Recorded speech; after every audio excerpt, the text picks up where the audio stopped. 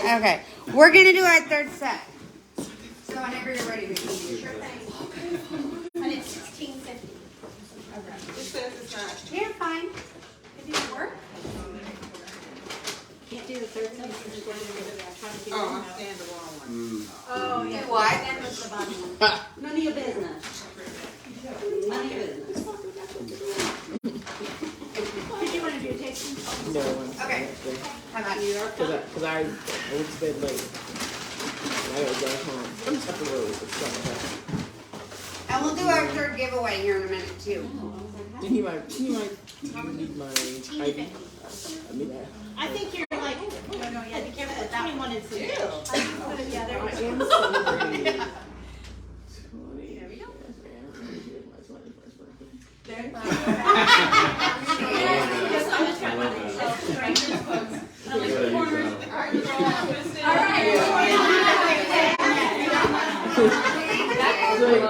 Yeah, that's right. Yeah. Yeah, do the math right. Please don't let me see you on YouTube. I'll send you pictures. We're not gonna be on YouTube. Quote of the day. What'd you say? I said quote of the day. Which one? No. Please don't let me Please see don't let me y'all. see y'all on YouTube. And don't forget I don't have bills. Yes, but we know people who do. I love you. I love you. That's amazing. I love it. I don't remember. All right, so what's our third thing? Okay, hold on. I gotta get it up. Hold on. All right. We had no idea. Okay, so our third thing is what excites you about what you do. Well, I started the last time. You guys. Okay, what excites me about what I do is that I don't have to have one idea or one thing that I'm like chasing down. So like in my head, I have sci-fi novels, I have memoirs, I have a poetry compilation, I have this Christian fantasy series. I mean, I've just got like and the more that I'm creative, the more creative I'm becoming. And I don't know, that excites me. It excites me to do that. But I think a side caveat of what excites me about what I do is what my students get to see when I get to teach them. Like when I do so I've been teaching for 17 years. And before when parents came in to see me, they'd be like, oh, hi, who are you? What do you do? Now when they come in, they're like, are you the author? You're going to be my daughter's English teacher? Oh, she wants to write a book too? I don't know. It's fun to be that person that people are like, how did you do that? And it's so funny because the day this came out, I was like, y'all, I am the same person. Like this right here did not change. This is the same as it was the day before that this came out. But there is something magical about following a creative dream and getting to the end of that dream and having that product in your hand and being able to say, yes, this is baby number one. This will always be baby number one. And I love my babies. And I think that's really a fun thing. I've always been creative. And so, yeah, that really excites me to be able to do that. Yeah. For me, it's that I get to discover authors I've never heard of. Like, Michelle introduced me to Tommy Adeyemi. Children of Blood and Bone. Yeah. Ooh. Which, oh my God, right? Yeah. And then L.L. McKinney, who does a really cool spin on it. Like, I never would have. Yeah. Never would have read those had I not had someone else mention it. And then like TikTok with the Sarah J. Maas. Never would have known who that was unless somebody had mentioned it. So owning a bookstore, you have people that request books, and you're like, I've never heard of that. And then you go and you find this volume of stuff, and you just kind of want to go, yoink. Yeah. And then watching a kid pick up a book. Oh, I love this book so much. He does this and he does that. And just the manic outbursts that kids have about a character when everything is so awesome. And watching a kid do that over a book, I just want to go, I know! Because I feel that way about books too. And saying to kids, did you read? I did read book number 3. Have you read book number 4? Not yet. And it's just that absolute of reading and finding books and then sitting in a movie going, really? When they completely foobarred the book? The sparkles on, so like when Twilight came out, which I know that's kind of like don't bring that one up, but. Oh my God, that is mindless entertainment, and if you went into that thinking that was going to be an Academy Award winning film, you missed the point. I was so sad though, because vampires don't sparkle. Like, I'm sorry. Like, what? I understand the reasoning behind it with the hardest glass skin, but I think the way they did it was just like, no, that's not what that should look like. Weird. It really was. Weird. I was on board, and I was like, he what now? I don't like, and then the music that came with Yeah, it. no. I was like, how? How is that the solution? Well, to the putting whole- this on a screen. Okay, so the whole first movie took out everything that made that book great. I don't agree. The fan scene where the fan blows her hair. No, that's okay. That was a But they took out all the things, the little bitty things that happened between Bella and Part of Edward. that is because it was a first-person book, and so you have a lot of things going on in Bella's head that don't get portrayed True. in a movie. That's Yes. a really good point. Yes, I just think they made it sterile. I don't know. I am glad they did it. I am glad, and I do. But it was so funny because I decided to indoctrinate my child with it, and so we were watching it. So we were watching it because she hates to read, and I was like, "Fine, we'll watch the movie." And I was like, "Wow, that dialogue's a little funky." Yes, I was like, "Huh, I didn't expect that." Yes. All right, so I have another question for you. Ready? Oh God, okay. Okay, favorite villain. Iago. From Othello. And the reason why is he only kills his wife. But before you get mad at me, I know that's bad. But the reason that he's my favorite is if you read the book or the story, all he does for 95% of the book is that so-and-so said this, you might want to do something about that. And then he likes to take a match and throw stuff He's in. a fire starter. Yes. And then stand back and watch everything go to crap. He's one of those silent types. Yes. He's the most And dangerous. it's genius because he notices just the littlest crack and goes, that if it were me, and then just lets the person who he's whispered in their ear spiral into the pit of crazy. I love it. Well, one of my favorite, for me, one of my favorite things about reading fantasy or sci-fi is always the bad guy because they're just so Fascinating. So fascinating. I actually read one series where the bad guy's a book, and if you pick up first of all, the book can turn into whatever attracts you. Right? Okay, so what book is this? And when you look at the book, you pick it up. Okay, let me finish the book story. When you pick up the book and you open it to read it, it turns you into a serial killer.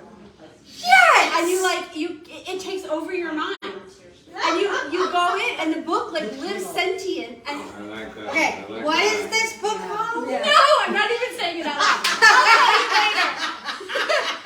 I think there's a multiple people want to know. We want to know what's the book. We'll have an off-camera Because conversation. I want to know what the book is. Put that pen away. Girl. Anyway, so it takes the person's mind, and then the person ends up killing themselves. The book falls on the ground, right?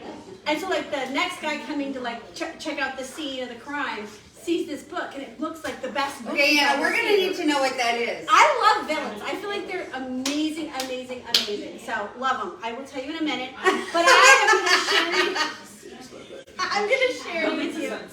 I'm going to share with you my villain, who is a demon, by the way, and he is a bad guy that no one is going to marry. Why do you look at me when you say that?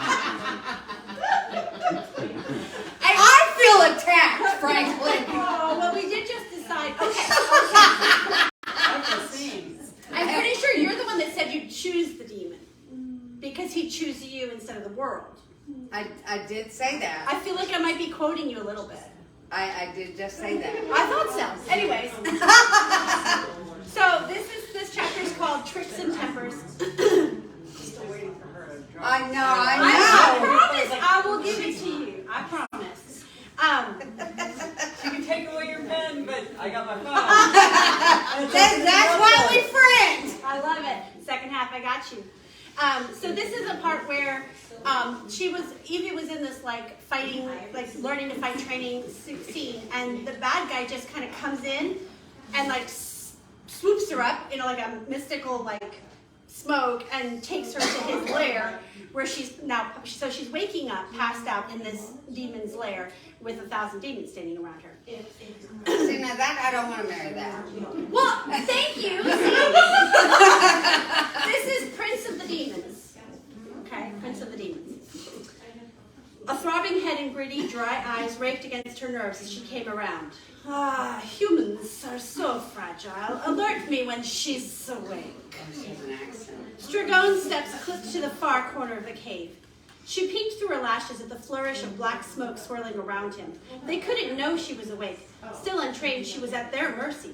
Steadying her breathing, she mimicked the rise and fall of sleep. If only she survived this latest downtrend of her life, she'd throw everything she had into finding a way out of misery's grip. Engrossed in a beetle's attempt to climb the damp cavern wall, Stragone spoke to the wall. I hate these tunnels. Soon we will be free to rise to the surface. My liege, plans for James's soul are drawing to a finish. She was right. They were meddling in James's eternal future. He is now inhabited by almost a legion of our finest warriors. They craft the perfect trap. A black cloud spoke, swirling and turning until a chiseled man well over 6 feet formed. His chest and arms were bare, and tattoo banded across both biceps and his ribs. His muscles rippled as he followed Stragone. She shifted slightly. They thought they'd trap her. She ground her teeth, clamping her mouth shut. Evelyn, Stragone's lips caressed her name. Yes, my liege, if James doesn't secure her allegiance, leave it to me. Malice, silence, you fool. Stragone whipped around and pointed right at her. She fought the urge to curl into a ball. Her eyelids fell still, flush against her cheeks. Don't you see she is here now in the corner? I beg your pardon, my liege. We only wait for her to awaken. Stragone spat at the beautiful demon.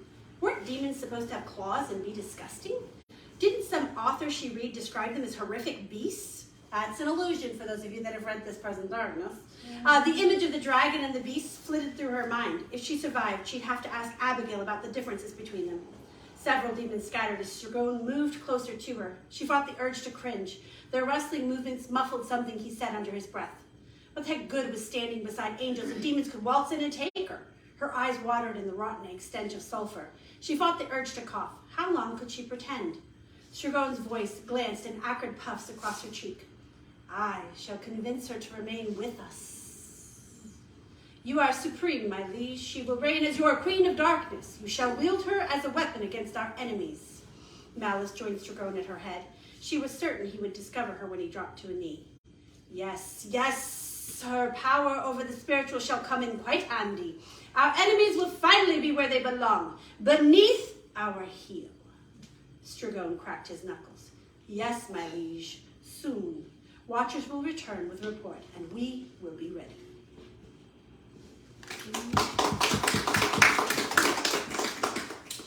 Yeah, my demons are real bad guys. Yeah, but you gave him an accent. I did. Well, I did. It's so interesting.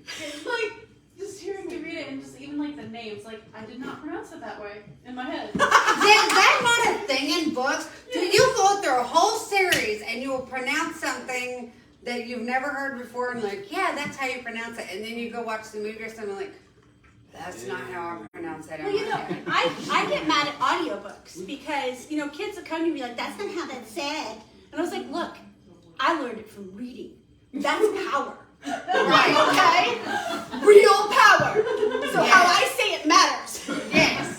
Yes. Meanwhile, they're like, the audiobook person says it like this. And I was like, okay, maybe. Well, I will now sit with my phone and I will Google, how do you say that? And I'll type the word in and listen to Google. And then that helps me to work through the rest of the book. I love it. I'm an Uber nerd. Well, and then down here, the But stuff I think she she also also took took out out the the E and the It all. could be. And I'm like, I need some more in there. What is Well, that? Even the off? I need examples. So What? like, I'll give you an example. So there's a grant program that I applied for, and you can put your store's name into this video, and then Queen Latifah will do the video and promote your store, right? She pronounced Smyrna as Smina. Yeah, Like D Queen? like the Queen Latifah. It's a program that you can make a video for your business.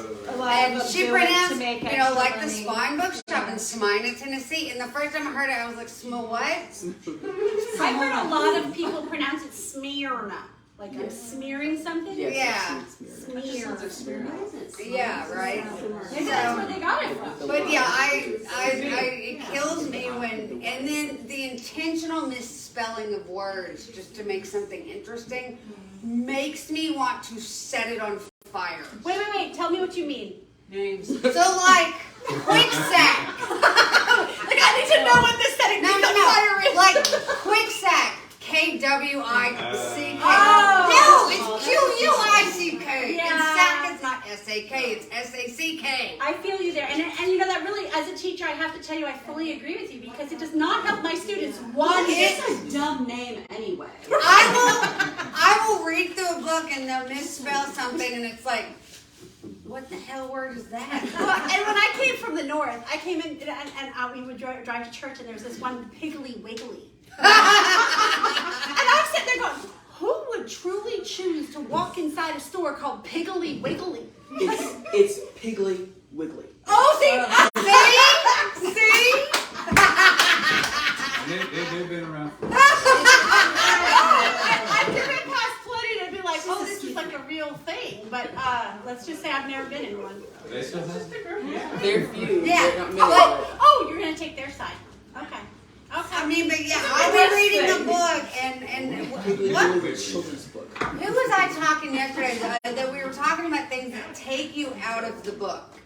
Misspelling, grammar errors, and then the first person. Well, I did this, and I said this, and I am gonna do this. No! I'm not doing jack squat. You are doing That's that. the second tense that gets Yeah. me. Oh my God, it drives me You insane. did this, you did this. Yeah, that's what it is. I did that. I did You nothing did on the this, start. and you said this to him, and then you put these. No. When I teach students to write, I'm like, here's the first, here's third person. My daughter's the same. I'm like, what about second person? I'm not teaching you that one. Don't. We're not It's gonna. good. No. It's like, unless you're writing instruction manuals, you do not need that one. No. Or choose your own adventure. Well, there's that too. Okay, that's the one exception. I'll allow. I'll allow. Yeah, there's always that one. You know, it's really irritating. I'll allow. Kids are like, what's the rules? And I'm like, well, I can tell you the accepted rules, and then I can tell you how this person and that person and this other person and one more all broke those rules. But we start with the rules. Fun, isn't it? Yeah, but if I get a book that I think is going to be really good, and within the first page or two I realize it's that way, I'm like, yeah, no, it's going on the shelf. I will not be reading that. I've started books and that it gets to that and I'm like, no, I can't. And I just end up returning it. It makes me immediately dislike anything else that will happen in the story because all I want to do is throttle the writer. Why? You had so many other choices.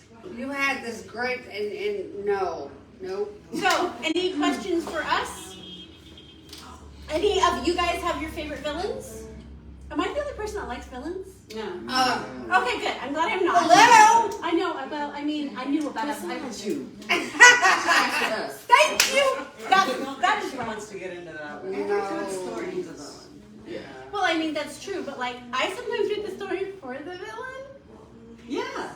You know? Jessica has a whole genre that she likes to read that is not appropriate. Oh yeah, talk about that. But it's villains. I think I don't think I have a favorite villain.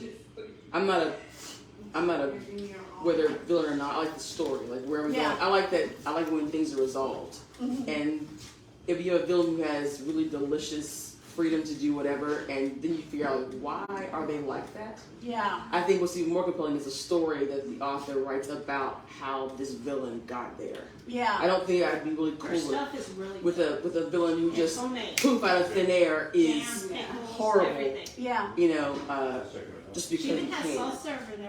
That doesn't serve a purpose for me personally. Yeah. Yeah, and that was one of the things like they say when you learn to write a book, don't just make your villain bad because they're bad. That's boring. You Yeah. need to You see a gotta give backstory. them some kind of character depth.